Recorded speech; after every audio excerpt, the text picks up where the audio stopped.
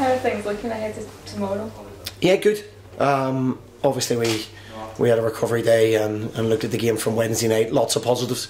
Totally dominated the game, created a lot of chances, and the reality is we should have won the game. We all know that, but we can't change that. You have to deal with that and move on, and we go again on Saturday confident.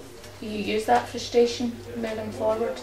I think frustration is the right word, because ultimately you won the game 1-0. So but we can't change that. As I say, referee's got a very difficult job, and that needs looked at, and massively needs looked at. But we can't affect that decision now. What we can affect is Saturday's performance, the same intensity, the same desire, and just add a little bit more quality in the final third. What do you expect from Partick Thistle when they're trying to confirm that top 6 place? A really tough game. They're unbeaten in the last 7. I think the last game they lost was away to Aberdeen, so it tells you what kind of run they're on at the moment.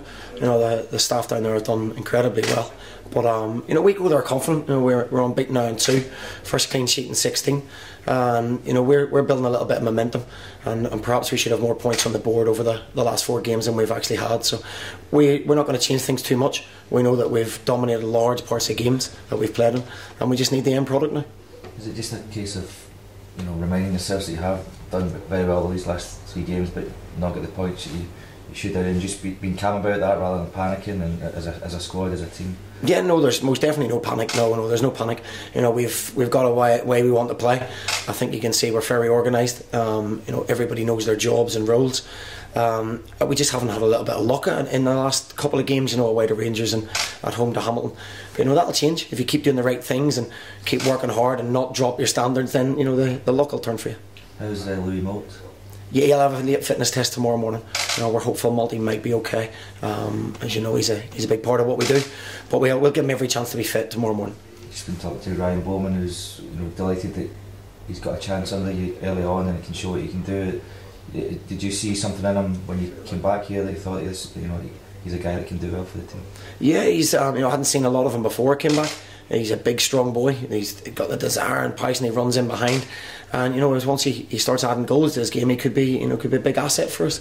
And I thought he was terrific the other night. He done really, really well, caused them problems, and now we have to look for a bit of consistency from him. He's had a little run on the team, so we're looking for him to keep building on that. Obviously, it must have been encouraging last week at Ibrox when Scott McDonald, Louis Moult and Ryan all played, the 3 of them, and it worked well. Yeah, we done the same on Wednesday night, where we were positive and left 3 up the pitch at all times. We'll continue to do that. My belief is the braver you are at times, the luckier you get. So we'll do that within it won't be cavalier, but we'll do it within an organised shape, and hopefully we'll get a reward. Any other team news at all? Richard Tate, is he close? Richard Tate started training. Whether he'll be fit enough for Saturday remains to be seen, but he's back in training again today. It may just come a little bit too soon for him Saturday. Just going back to Partick Thistle, and you're talking about the job that's been done there. Alan Archibald, he's the longest serving manager in the top flight, and he's been through kind of some rough times as well as Partick Thistle. But does that say a lot about what stability can do for a club? It does. Motherwell and clubs around this level don't have the money to come in and clean sweep the whole football club, so it's something that does take time, and it's not a commodity that's given him football very often.